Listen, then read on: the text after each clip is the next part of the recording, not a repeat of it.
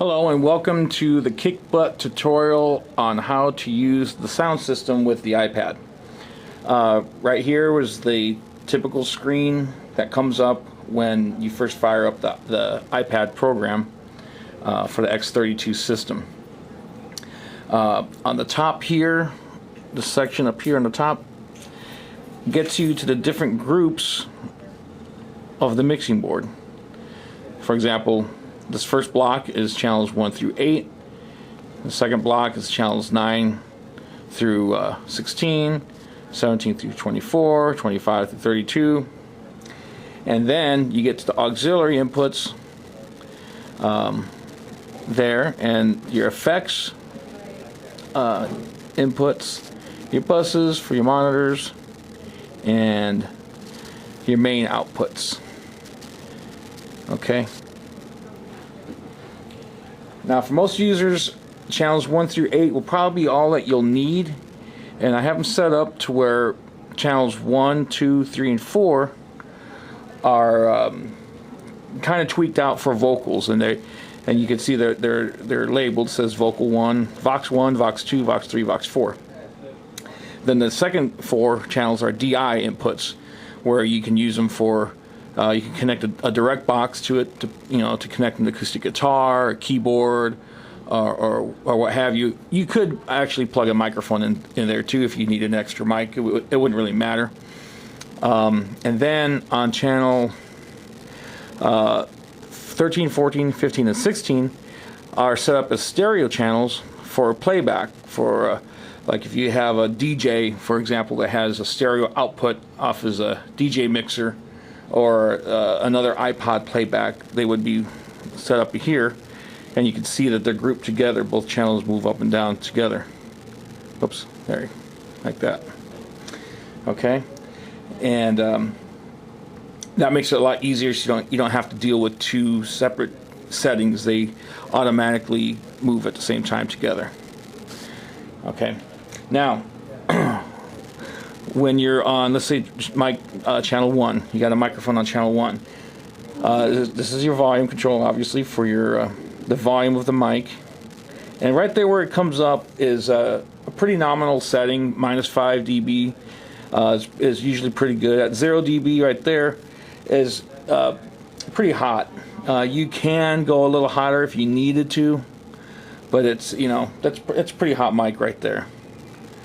Of course, when you first turn on the system, the mic should be muted already.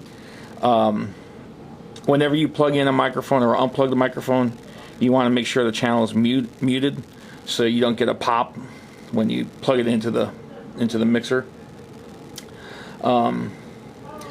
Also, to get sound through the monitors, there's a button here that says Send on Faders. You hit that button, and now it shows you all the auxiliary settings, all the sends. We have 3 monitors on stage. If you're standing on the stage facing the crowd, on the right hand side, which would be stage right, you have monitor 1 or mix 1.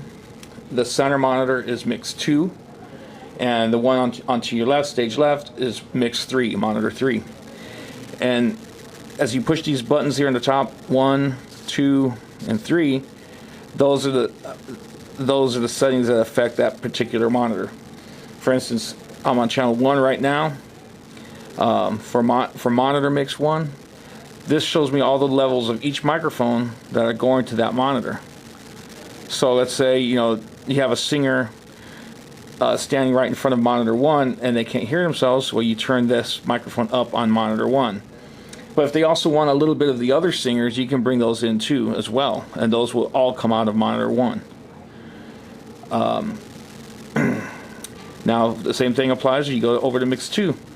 Now these are all the settings for mix 2. Whatever they want in there, these would be the settings. And if you have to, for example, go send something from the playback channels on another, like on channel 16, for example, you just simply hit that group selection. And now we have the playback settings here, and you can send that, and they're still grouped. You can send that to the monitors as well, and you're still on sends on fader. You're still in monitor mode. Now, Now don't forget to come back to the front of house mix. You have to disengage send on faders. Now you're back at the regular setting, and now this controls the volume that the people hear, the audience hears. Okay. Now to adjust the EQing or anything of each particular channel, you just click on the yellow part right there, and this shows up, and that's your preamp. Much like a regular mixing board, you have your gain control and some other parameters in here you really don't need to mess with. I've kind of preset some things for everyone, so you don't have to go through this every single time. I have the low cut engaged on the vocal mics to kind of cut down on the rumbling, and not unless you're going to have Barry White up there singing. There's no reason to have this extra low end coming out of your microphones. It just makes rumbling noise through the subs, and it just doesn't sound too good. So that's already set. You got the preamp, gate, dynamic, EQ, sends, naming, and preset. The gate is to, well, let me turn that off. Is kind of keeps the channel quiet. You really wouldn't need to mess with that. That's kind of getting involved in the mixing. That's sometimes you use that like if you have a noisy guitar amplifier, like when he's not playing, if it's making a lot of hiss or a buzzing sound that you can't get rid of, you can turn on this gate, and it will. Come on, now it doesn't want to come back on. And see, it engages and it shuts the channel down, and it won't open until it gets input. And you can adjust with this threshold knob here how sensitive you want that to be. Generally for vocals you wouldn't use a gate. I was using this last night and I had a noisy guitar so on that channel, so I had to turn on that gate. The dynamics part of it is basically a compressor. Again, I have those preset on the vocals, and what that does is basically kind of puts a ceiling on the microphone. So if you have someone who sings kind of light, you adjust the volume, where you like it. But if they suddenly sing loudly, or you have another person come up and they really attack the microphone hard, this will kind of help level it out so it doesn't jump out too loud on the speakers. It's kind of like what a DJ sounds like on the radio. They sound real balanced and blended. It's because they have compressors on their voice. Again, this is just kind of a preset. It's not set real heavy. It's just kind of there, just helps smooth things out a little bit. Then you have the EQ section. Again, I've set these presets.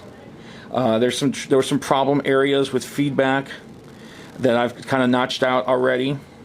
You can feel free to adjust these if you need to. I have all this stored, so I can always recall it back to the way it was. I know every microphone is different, every singer, performer is different, so you might have to make adjustments as you go along. But generally, right out of the box, you should be able to pull up the fader, and it should sound good, already. Then you have your sends, which I kind of went over. It's a lot easier to adjust your sends using sends on fader. You can access it from here too, but it gets kind of complicated. Then there's the naming part, which I've done already also, where you can name the channels. And there's also presets in here that you can use to kind of get you there. Like let's say you have a bass or female vocals, bass drum kick. These are kind of presets to help get you to that point. And they already have different things engaged, compressors and gates and stuff that the typical engineer would probably use on that given instrument. Again, that's just a kind of a shortcut to help you go. And I have the very bottom one here, Kick Butt Vox. That's the preset for the EQs for the vocals. So they're stored in there as a backup too. But when you fire up the program, it already comes up already, so you don't have to really worry about them. All right. Now, and to get out of this, you go up here, you hit home, and that'll take you back to the main screen.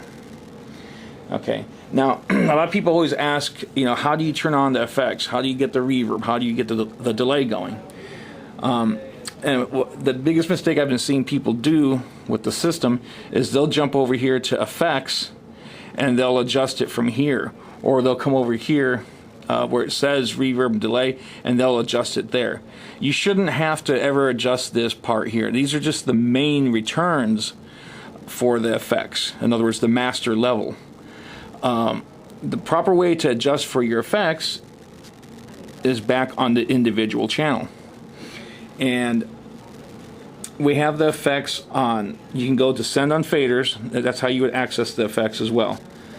And we have effects on channels 13, 14, 15, and 16. Or the sends, I should say, 13, 14, 15, 16. And I have delay on reverb on 14 and delay on 15. And for the most part, that's all most musicians need on their voice or instrument or whatever. And so let's say, for instance, you wanted some reverb on Vocal Mic 1. So there's Vocal Mic 1, and just like sends on faders for the monitors, when you select 14, which is your reverb, the faders will reflect what's being sent to the reverb. So if you want, I already have some reverb on the mics here. So that would reflect how much reverb is coming out of the mics. On any particular, like if you want reverb on mic 1 but not mic 2, you would turn that off on mic 2. And then you adjust how much reverb. Usually right around there where they're at is pretty good level. Again, you can adjust it however you like. And this goes for all the channels. If you need to put some reverb on channel 12, for example, you go to the next block and there's channel 12, and then you just add some reverb there. Same thing with delay. That's on 15. There's your settings. Now, if you do this and you don't hear any effects coming out, get out of the send on faders and go over here to bus 9 through 16. You punch on that, and it's probably still muted at the master level, the reverb and delay. So you can unmute those, and then you should start hearing the effects. Now, what I like to do is when I put reverb and effects on a voice while they're singing, in between songs when they talk to the crowd, if there's echo and reverb happening, they tend to sound kind of jumbled, kind of muddy, because there's too many effects and you can't understand what they're saying. So in between songs, I just mute the masters real quick, and then their microphone's dry, and then you can understand them better when they're addressing the crowd. And the reason I do that is because it's a lot easier just to mute those two buttons than to go to each individual channel and pull them down and pull them back up every time they stop playing. So you just mute them, and that's all there is to it.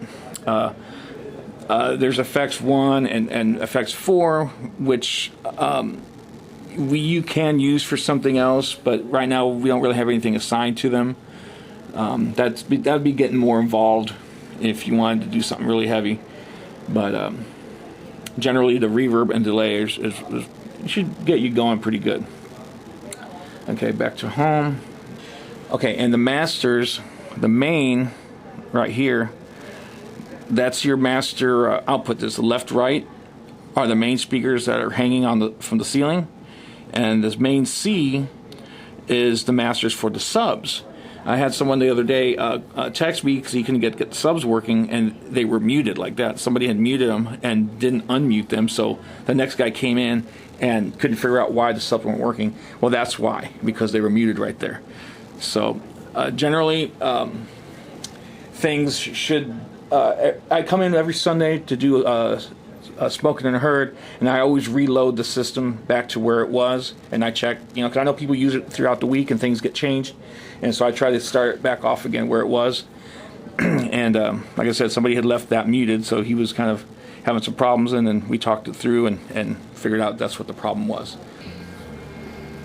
Okay, and speaking of subs, this is how you send the subs to, or how you send any particular microphone to the subs. Not everything is going to the subs, because you don't necessarily have to run every microphone to the subs. Only like a bass guitar, a bass drum, floor tom, toms in general. Anything that's as a bass instrument would go to the subs. You wouldn't want to run the voices. You wouldn't want to run a fiddle or an acoustic guitar to the subwoofer because it doesn't really make any sense. It doesn't reproduce sound that low. So in order to do that, let's say we had a bass drum on channel 1, for example, or actually channel 9 I have set up for bass.